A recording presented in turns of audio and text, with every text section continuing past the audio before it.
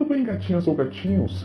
Hoje eu queria falar um pouco a respeito de um traço do narcisista oculto, que é um traço que você pode ter, eu já tive na minha vida, qualquer pessoa pode ter, com ou sem transtorno de personalidade. Primeiro eu vou descrever o que é o narcisismo oculto, eu vou descrever o traço que eu estou mencionando aqui especificamente, contar uma história minha e dar uma sugestão de como lidar com esse traço de uma forma construtiva.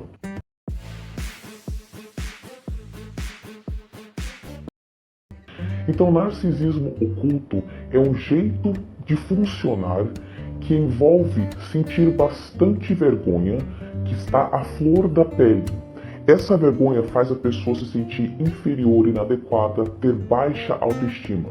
Só que tem várias formas de lidar com baixa autoestima. Algumas pessoas se isolam, algumas pessoas se machucam.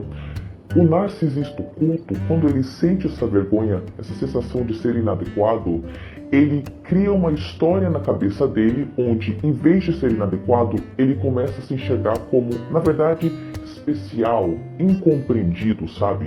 Se o mundo não fosse cheio de pessoas tão inferiores e bestas, elas reconheceriam a superioridade natural do narcisista oculto.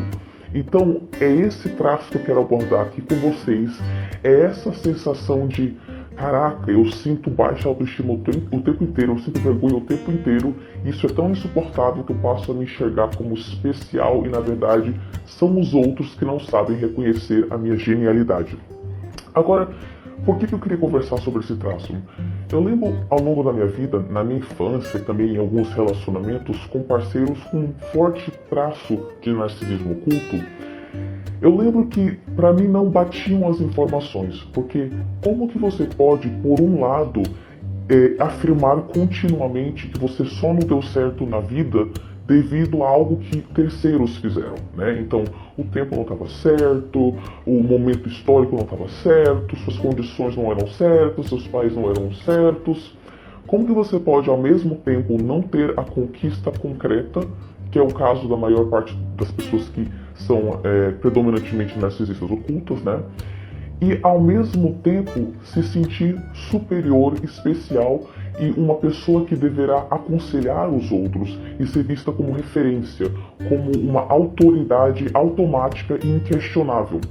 Eu lembro muitas vezes eu ficava ouvindo minha mãe, por exemplo, reclamar sobre o quanto ela tinha sofrido na vida. E eu ficava pensando, pô, você está me contando uma história a respeito das coisas que deram erradas. Ao mesmo tempo, você espera uma obediência perante a sua autoridade e você ditar a regra da vida dos outros, não é, com relação a alguns assuntos, que não é compatível, porque deixa eu pintar uma ideia para vocês para ver se faz sentido. Imagina que você quer montar uma empresa. Aí você tem dois amigos. Um amigo tem várias empresas que dão certo.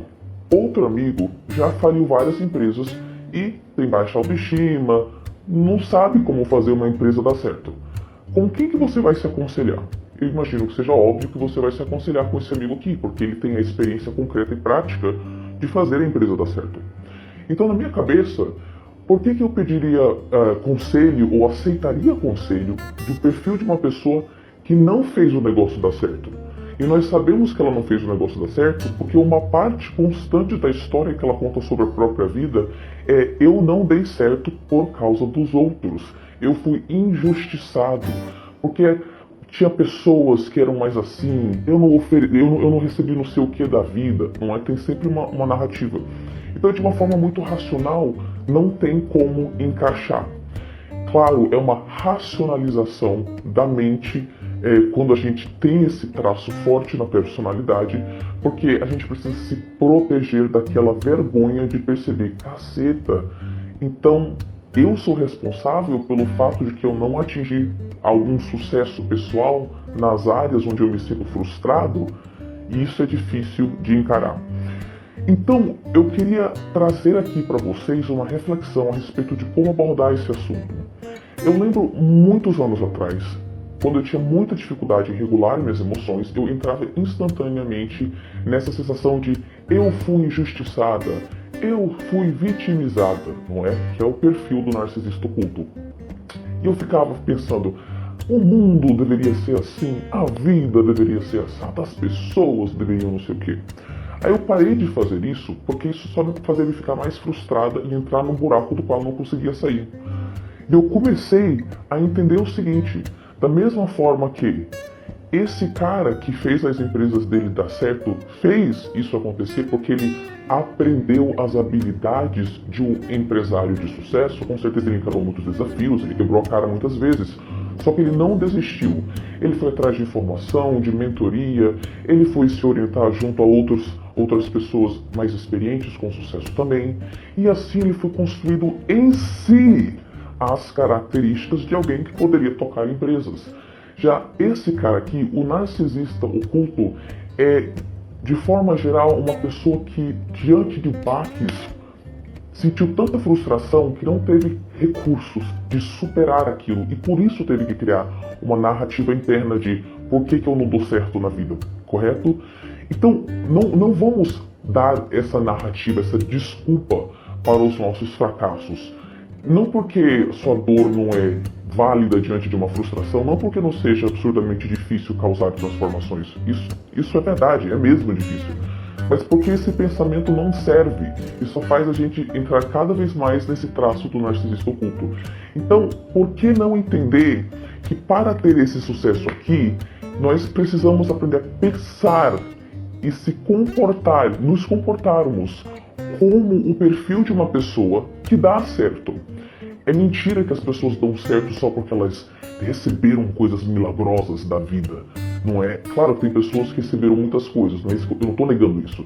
Mas quando você vê a história das pessoas de sucesso, elas encararam muitos desafios incrivelmente difíceis e não desistiram.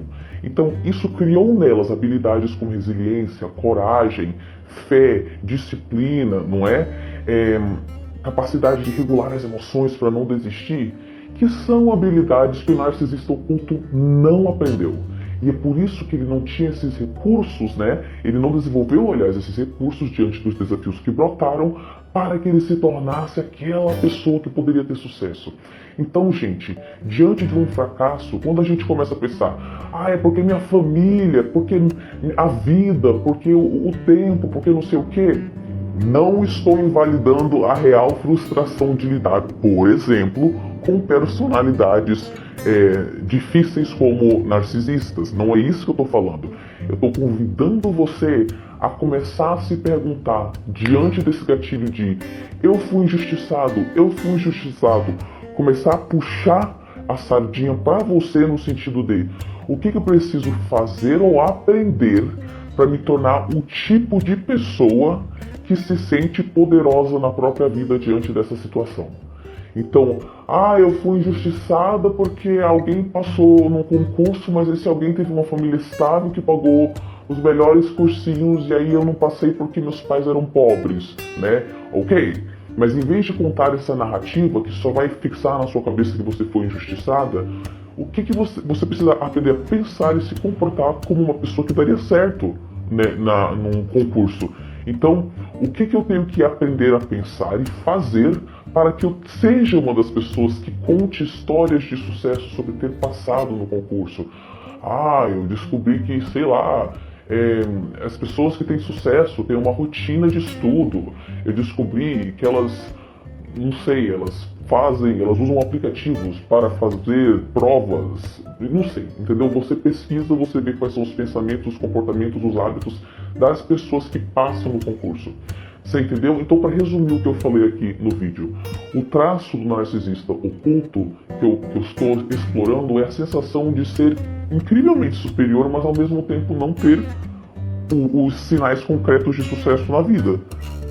Eu estou falando que quando a gente tem frustrações na vida, em vez da gente ativar essa narrativa interna do traço do narcisista oculto, que é eu fui injustiçado, a vida deveria fazer isso, o mundo deveria fazer aquilo, por que não se perguntar o que eu tenho que aprender a pensar e fazer, como que eu tenho que me comportar para ser o perfil de pessoa que tem sucesso nessa área?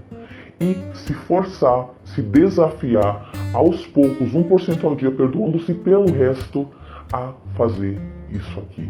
E assim ir construindo construindo coragem, resiliência e força. Bom, gatinhas e gatinhos, fez sentido esse vídeo? O que vocês pensaram a respeito dele?